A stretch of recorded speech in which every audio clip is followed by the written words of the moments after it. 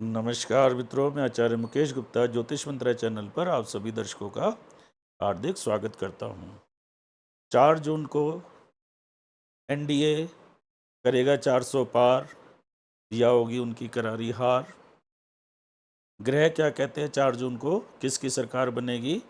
तो आइए, जो भी प्रधानमंत्री की रेस में संभावित चेहरे हैं उनकी कुंडली में 4 जून को ग्रहों का क्या संयोग बन रहा है, इस पे विचार करें। तो सबसे पहले हम नरेंद्र मोदी जी की कुंडली के बारे में चर्चा करेंगे।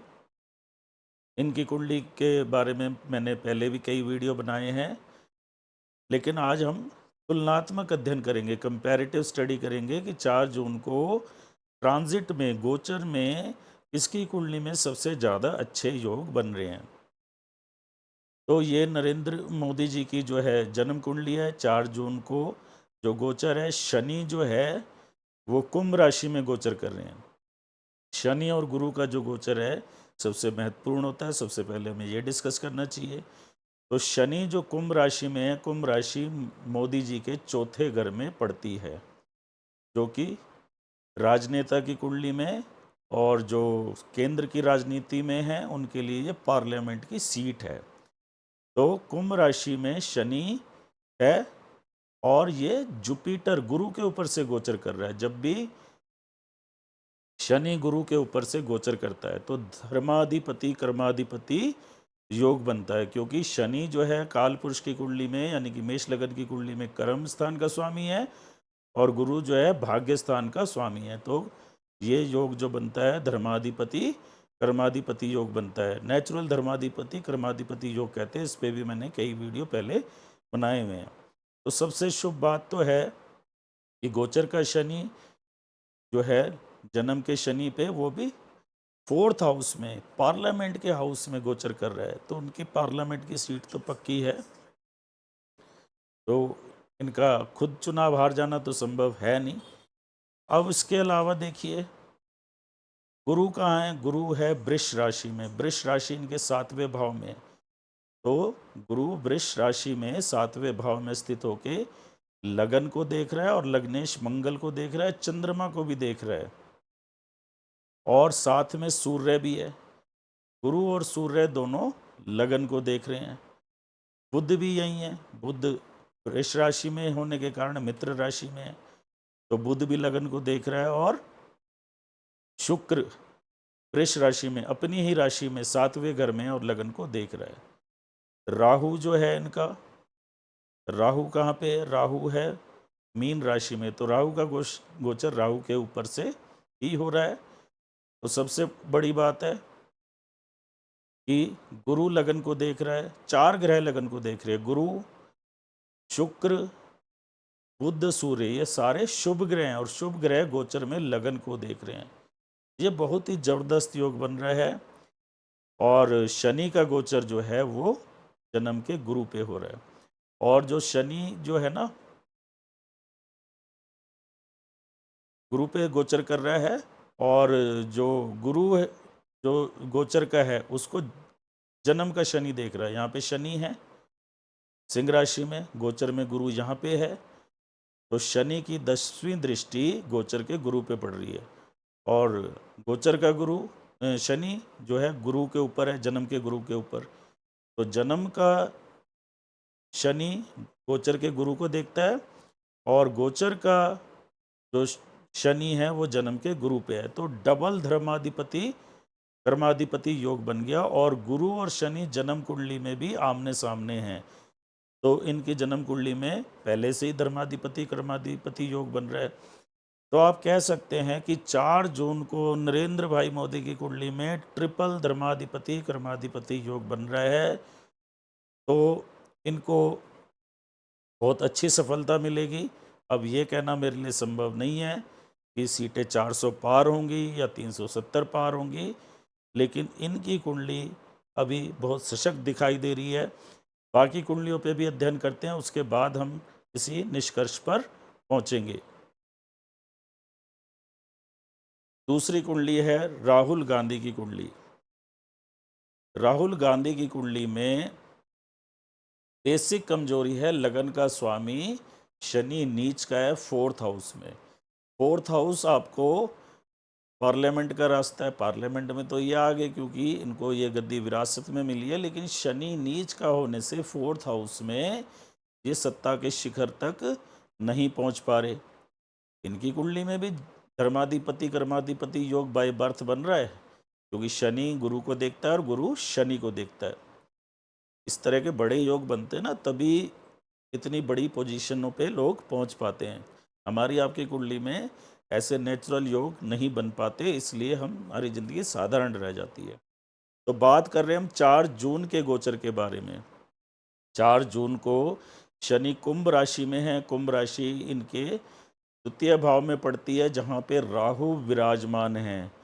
तो राहु जो है शनि की राशि में विराजमान है, और शनि का गोचर जन्म के राहु के ऊपर से हो रहा है, वाणी स्थान में हो रहा है। इसलिए ये बड़ी बचकानी बातें करते हैं, क्योंकि इनके सेकंड हाउस में वाणी स्थान में राहु है। राहु छल कपट झूठ सच का कारक है, इसलिए इनकी बातों में ना कोई दम नहीं होता। ये सच्चाई से परे बातें करते हैं। और इस समय गोचर में शनि राहु के ऊपर है, तो ये जैसे ख्वाब बड़े बुन लें, लेकिन लगता नहीं कि इन्हें उस तरह की सफलता मिल पाएगी, क्योंकि शनि का राहु पे गोचर होने का मतलब है, जब भी शनि और राहु का कोई संबंध बनता है ना, तो व्यक्ति शीर्ष पे नहीं पहुंच पाता। प्रधानमंत्री सत्ता का शीर्ष है, तो ये शीर्ष पे तो नहीं पहुंच पाएंगे। इसी बात से यहाँ पे सिद्ध होता है।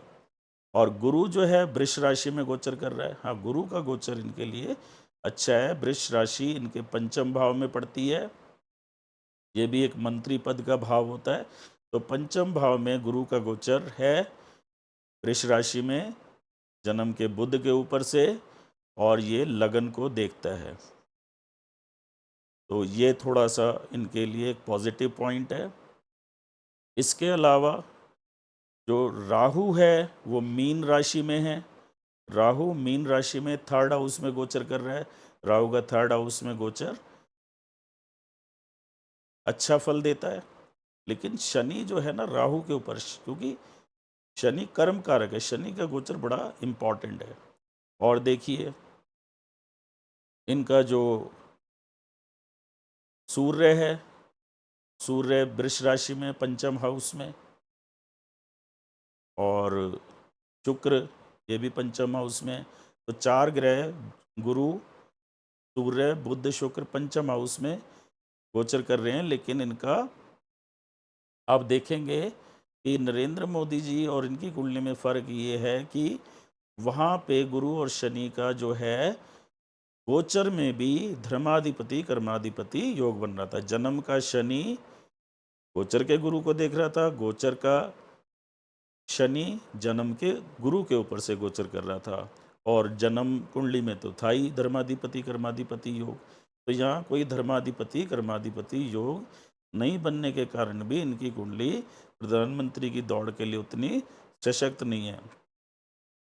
और देखिए चंद्रमा और मंगल मेष राशि में है। मेष राशि इनकी यहाँ फोर्थ हाउस में पड़ती है। फोर्थ हाउस में शनि के साथ मंगल का गोचर है और चंद्रमा का गोचर है। तो गोचर में एक इनका ये अच्छा योग नहीं बन रहा। शनि का चंद्रमा के साथ योग बनना, तो कई बार व्यक्ति को जो भी आशा होती है ना सफल नहीं हो पाती। और मंगल और शनि का योग गोचर में अच्छा नहीं है। अब यहाँ पे हम एक बारी मोदी जी की कुंडली में भी देख लेते हैं। मंगल और जो चंद्रमा है मेष राशि में है, उनके छठे भाव में है। मेष राशि छठे भाव में है, मंगल वहाँ गोचर कर रहा है। तो शत्रु पे विजय ये जरूर प्राप्त करेंगे, क्योंकि छठे भाव में मंगल वैसे ही अच्छा है, और वो भी मेष राशि में और चंद्रमा के साथ। तो इनका जो छठे भाव में मंगल गोचर का मंगल होने के कारण ये अपने विरोधियों पे काफ़ी भारी पड़ने वाले हैं। आइए अब हम जिसको मोदी जी दीदी कहते हैं, ममता बनर्जी की कुंडली पे विचार करते हैं। तो इनका भी जन्म कुंडली में धर्माधिपति कर्माधिपति योग बनता है, क्योंकि शनि की जो दृष्टि है वो गुरु पे है और गुरु उच्च का है, और गुरु वक्री है। वक्री ग्रह एक भाव पहले से भी फल देता है।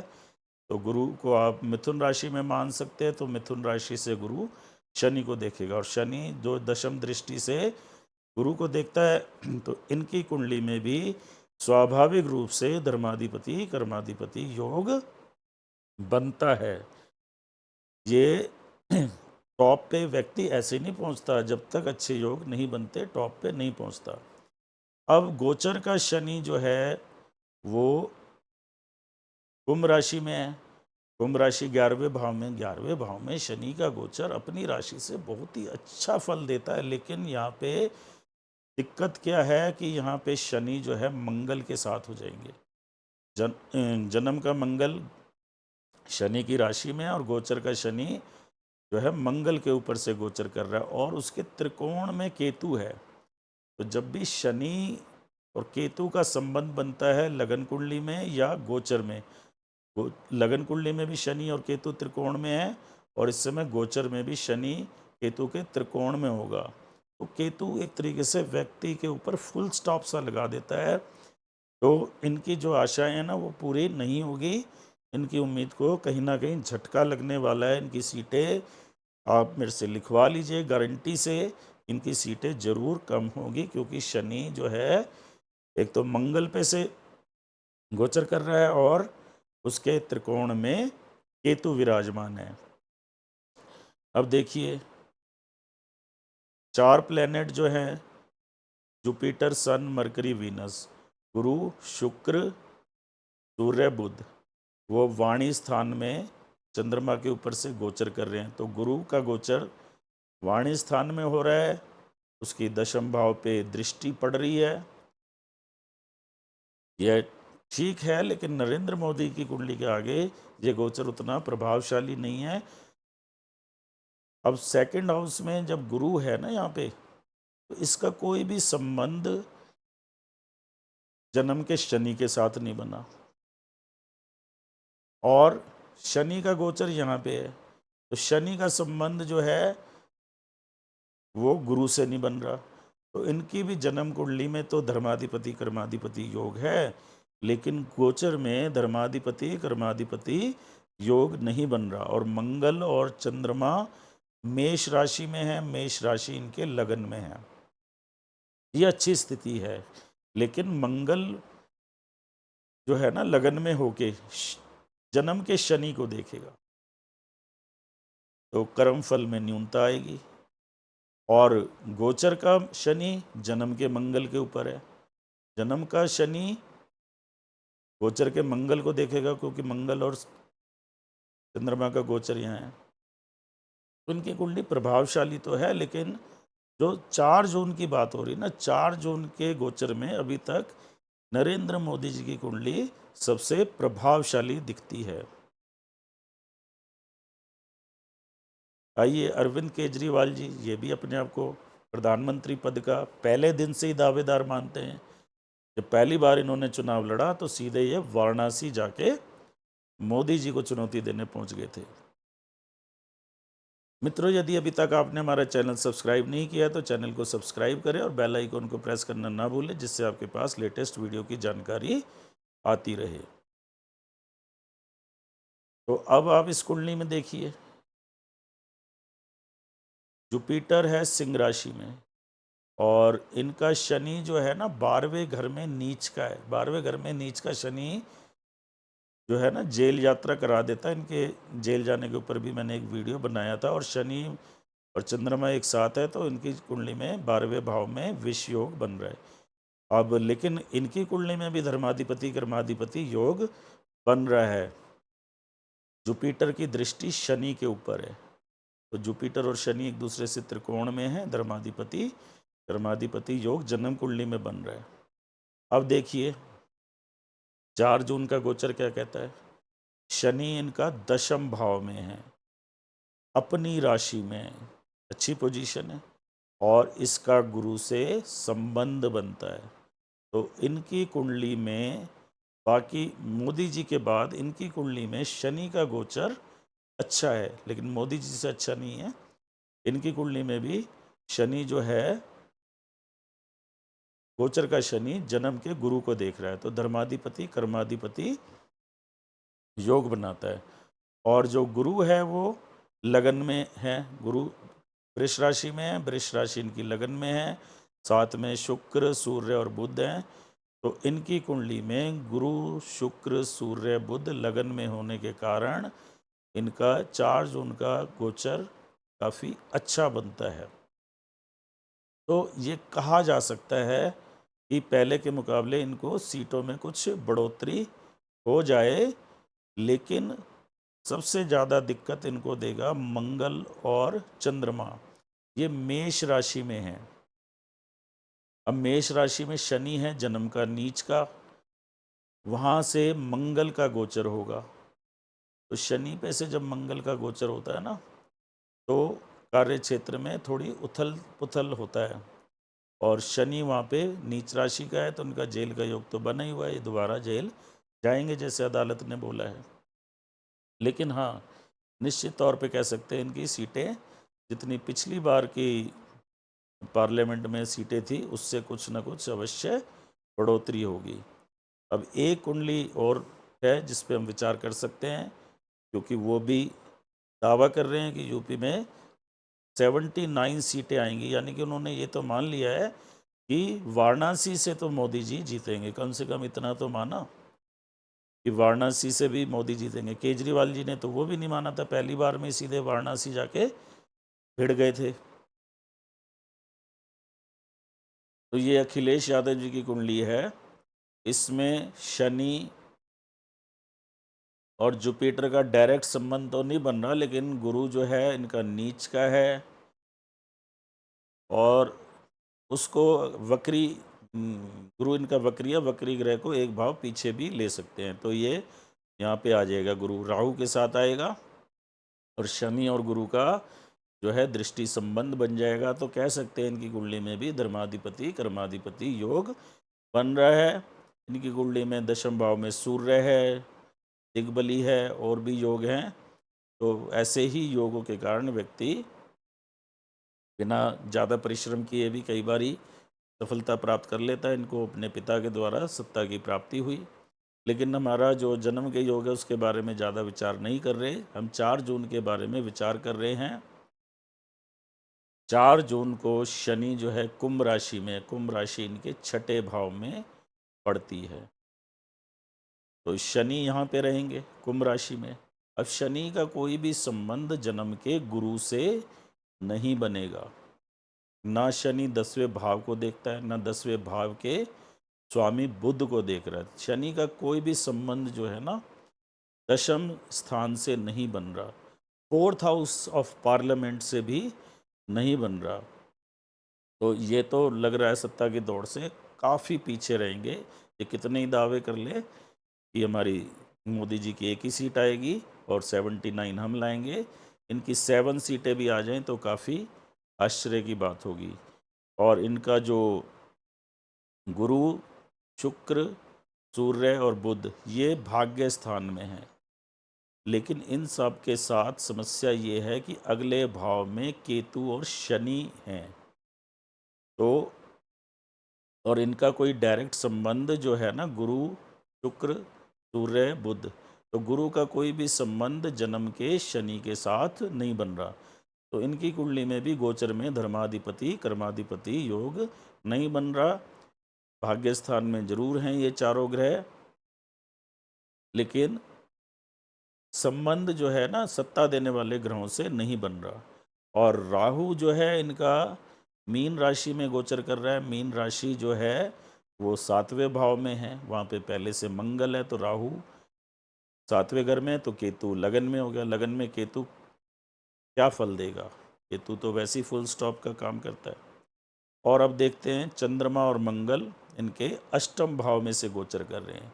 तो अष्टम भाव में से चंद्रमा और मंगल का गोचर कोई बहुत शुभ फल तो नहीं देने वाला। तो आज हमने नरेंद्र मोदी जी की कुंडली, ममता बनर्जी की कुंडली, अरविंद केजरीवाल और अखिलेश यादव की कुंडली में 4 जून को बनने वाले योगों के बारे में चर्चा की। नरेंद्र मोदी जी की कुंडली इसमें सबसे सशक्त योग दिखा रही है, उसके बाद केजरीवाल का नंबर आता है। अब यहाँ तुलनात्मक स्टडी हो रही है, केजरीवाल की जो पहले से सीटें हैं वो बढ़ेंगी, ममता बनर्जी की सीटें घटेंगी। अब 400 पार होगी एनडीए की या नहीं होगी, ये निश्चित तौर पे मैं नहीं कह सकता, लेकिन यह निश्चित है कि 4 जून को एक बार फिर बनेगी मोदी जी की सरकार। अब होंगे 400 पार या नहीं, ये 4 जून को ही पता लगेगा जब चुनावों के रिजल्ट आ जाएंगे। केजरीवाल जी की सीटें बढ़ेंगी, या अखिलेश जी की सीटें घटेंगी, और ममता बनर्जी की भी सीटें घटेंगी, लेकिन 4 जून को सरकार नरेंद्र भाई मोदी जी की बनने जा रही है। तो हमें इंतज़ार रहेगा 4 जून को वास्तविक नतीजों का। अगर आपको ये वीडियो पसंद आया तो इसे लाइक करें और शेयर करें। यदि अभी तक आपने हमारा चैनल सब्सक्राइब नहीं किया तो चैनल को सब्सक्राइब करें। आगे भी मैं नए नए विषय पे आपके सामने वीडियो लेके आता रहूँगा। तब तक के लिए हमें आज्ञा दीजिए। 4 जून को फिर एक बार आपसे मुलाकात होगी। तब तक के लिए धन्यवाद।